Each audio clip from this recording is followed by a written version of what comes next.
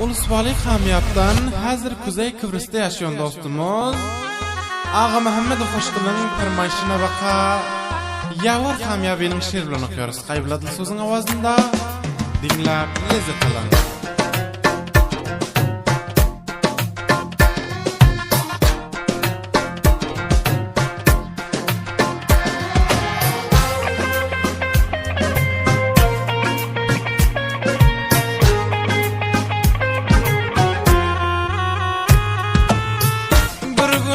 Köşeden öttüm nazettin Gulup qarab kış güllerim yaz ettin Gülüşüne kumar boldum ey peri Canım aşk baradan özün söz attın Sen özün yaman anayı alıpsın yürekten cayı Gül yüzün 14'ün ay Sen özün yaman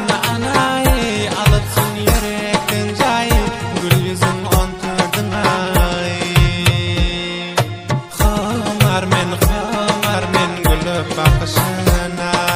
gözlerin güldürüp başka kışına Komar men gülüp bakışına gözlerin güldürüp başka kışına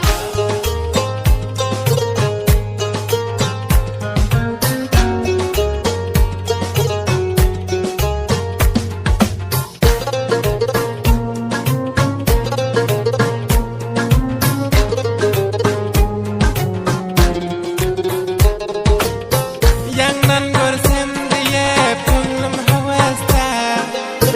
Bir tar saçın dünya arzıyor beste Gözlerin karası beni kuydiren Hem sedeftek dişen leblerin kısta Sen özün yaman anayı alıpsın yürekten cayı Gül yüzün 14'ün ay anayı alıpsın yürekten cayı Gül yüzün 14'ün ay Komar men gülüp bakışına Gözlerin güldürüp başka kışına Komar men gülüp bakışına Gözlerin güldürüp başka kışına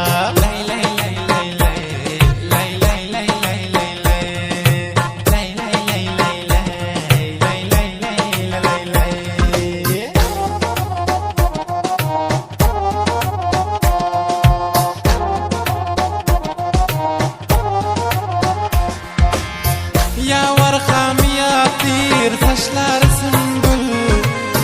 Aldın akıl huşun tez açılan gül Yenem bir görmese nazi dişleri Arman çeker ağa Muhammed Hoşkıl